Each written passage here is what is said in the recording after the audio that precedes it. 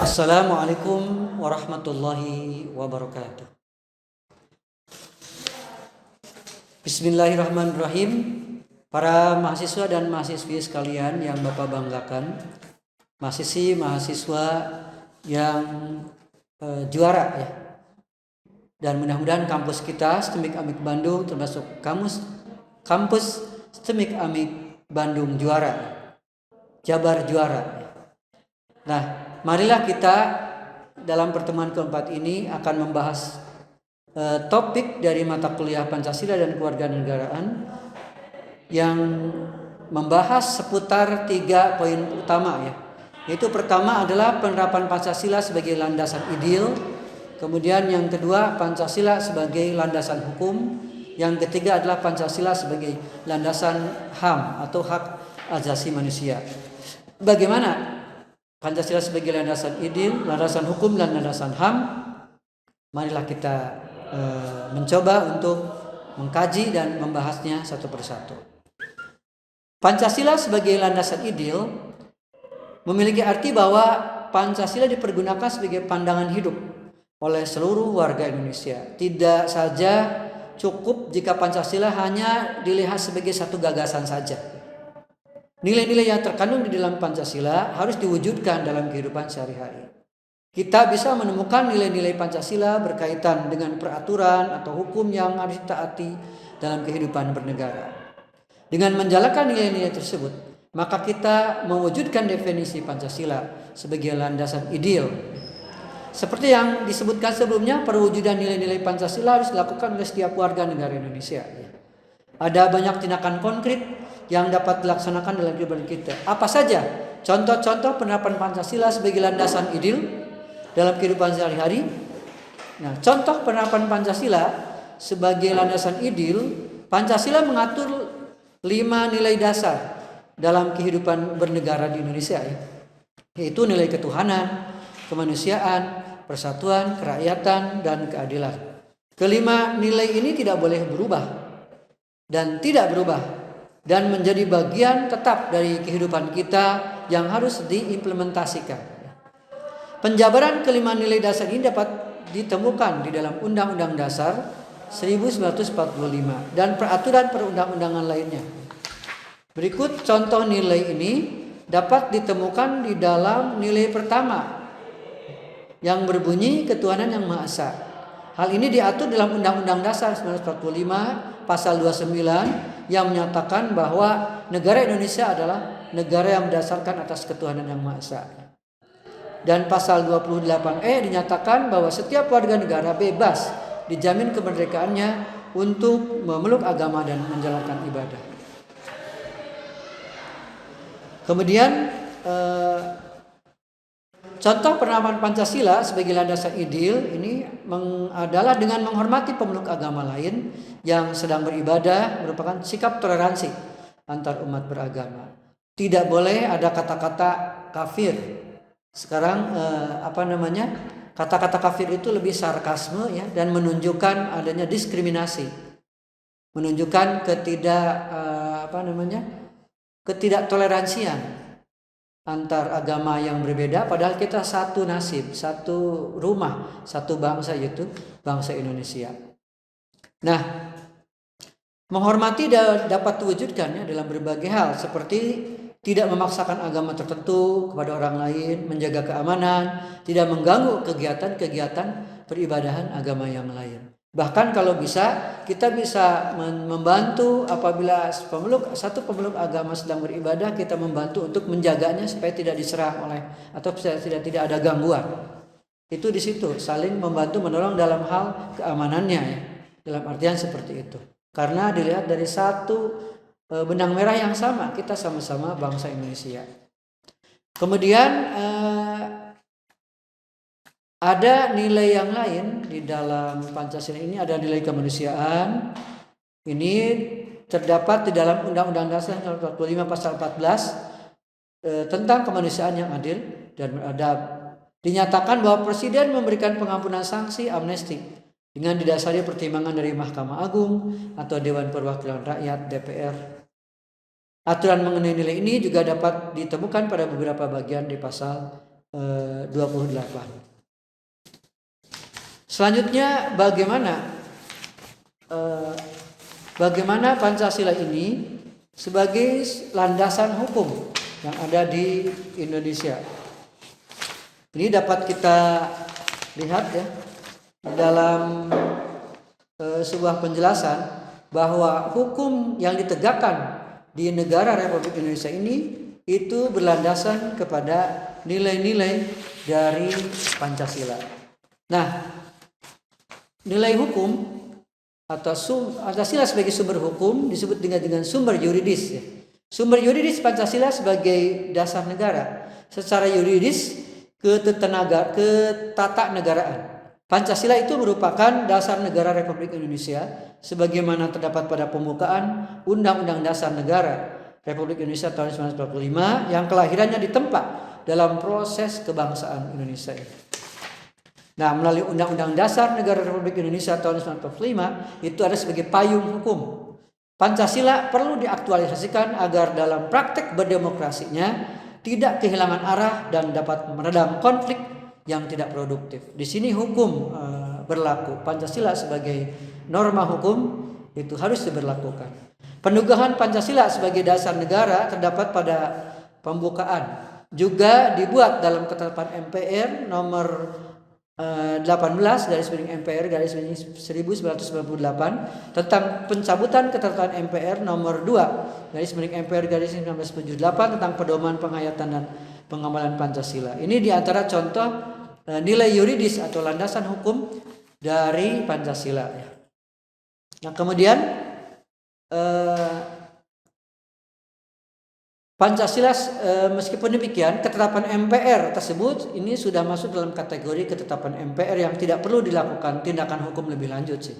Baik karena bersifat ain malik atau final telah dicabut maupun telah selesai dilaksanakan tentang P4 ini. Selain itu juga ditegaskan dalam Undang-Undang nomor 12 tahun 2011 tentang pembentukan perundang-undangan bahwa Pancasila merupakan sumber dari segala sumber hukum negara. Penempatan Pancasila sebagai sumber dari segala hukum negara yaitu sesuai dengan pembukaan Undang-Undang Dasar Negara Republik Indonesia tahun 1945 bahwa Pancasila ditempatkan sebagai dasar dan ideologi negara serta sekaligus dasar filosofis bangsa dan negara sehingga setiap materi muatan peraturan perundang-undangan apapun yang dibuat itu tidak boleh bertentangan dengan Pancasila. Selanjutnya, bagaimana hubungan Pancasila dengan hak-hak asasi manusia di Indonesia atau hak-hak asasi manusia dilandasi oleh Pancasila, atau dengan kata lain bagaimana Pancasila itu sebagai landasan untuk menjaga hak asasi manusia. Nah, ini akan kita bahas secara sekilas ya. Sudah menjadi jawaban umum bahwa Pancasila itu sebagai dasar negara dipersepsikan sangat menghargai hak asasi manusia. Di sini ada apa keterkaitan sih antara Pancasila sebagai dasar-dasar pengaturan HAM di Indonesia? Nah, ini kita perlu telusuri ya.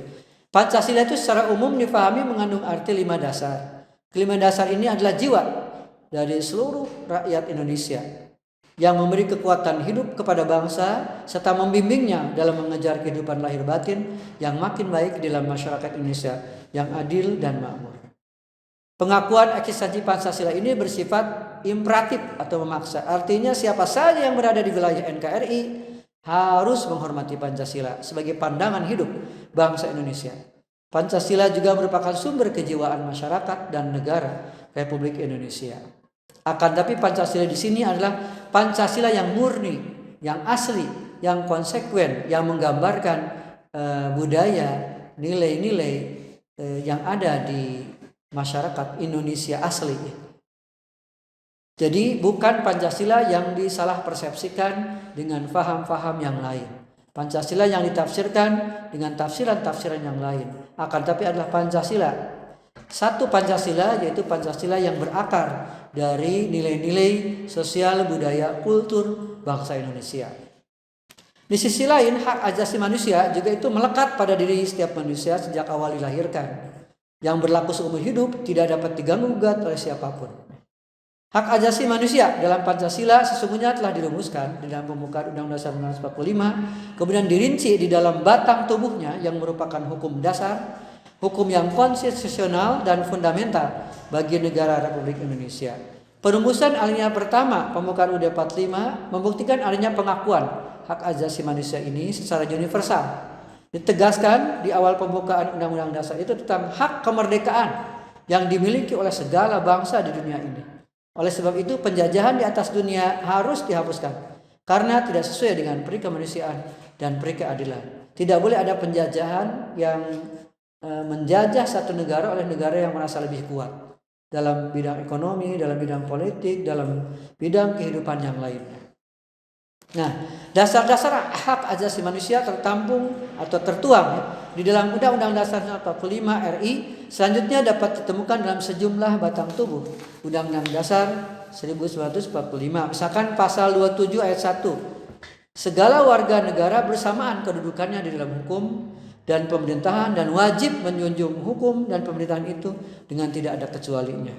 Kemudian di pasal 28 berbunyi kemerdekaan berserikat dan berkumpul, mengeluarkan pikiran dengan lisan dan tulisan dan sebagainya itu telah ditetapkan di dalam undang-undang. Kemudian pasal 29 ayat 2, negara menjamin kemerdekaan tiap-tiap penduduk untuk memeluk agamanya masing-masing dan untuk beribadah menurut agamanya dan kepercayaannya itu. Pasal 30 ayat 1, tiap-tiap warga negara berhak dan wajib ikut serta dalam usaha pembelahan negara. Pasal 31 ayat 1, tiap-tiap warga negara berhak mendapatkan pengajaran. Nah, sekarang hubungan Pancasila dan hak asasi manusia di Indonesia ini dapat dijabarkan.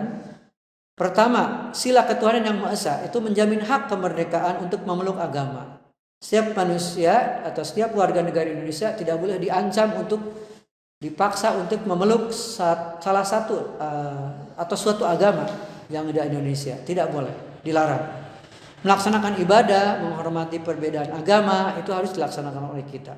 Sila tersebut mengamanatkan bahwa setiap warga negara bebas untuk memeluk agama dan kepercayaan masing-masing selaras dengan Deklarasi Universal tentang hak asasi manusia di pasal 2 yang mencantumkan perlindungan terhadap hak asasi manusia.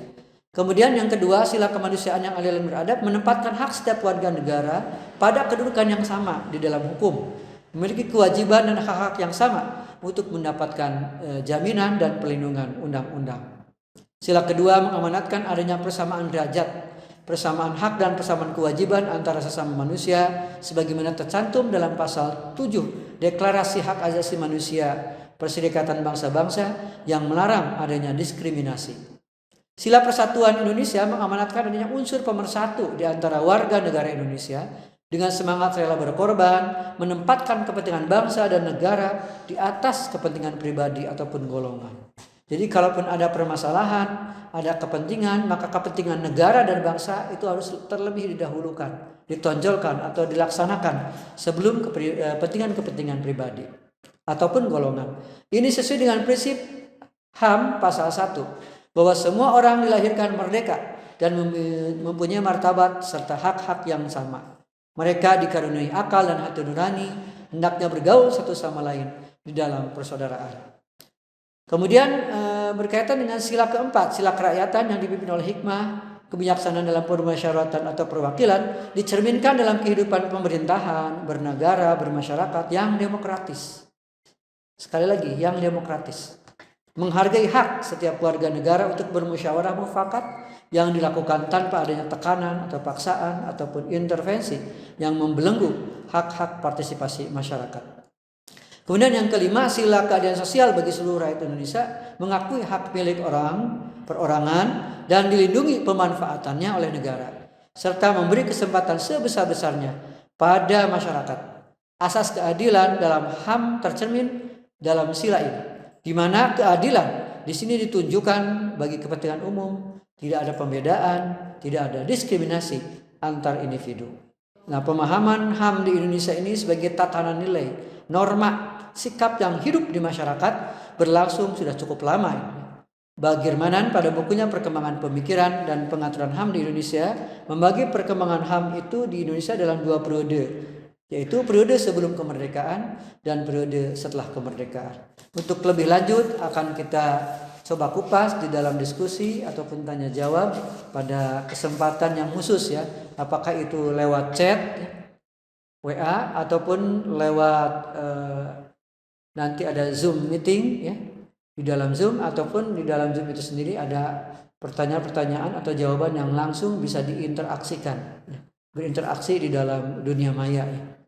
Nah itu sekilas tentang Pancasila sebagai landasan idil, landasan hukum, dan hubungannya dengan hak asasi manusia.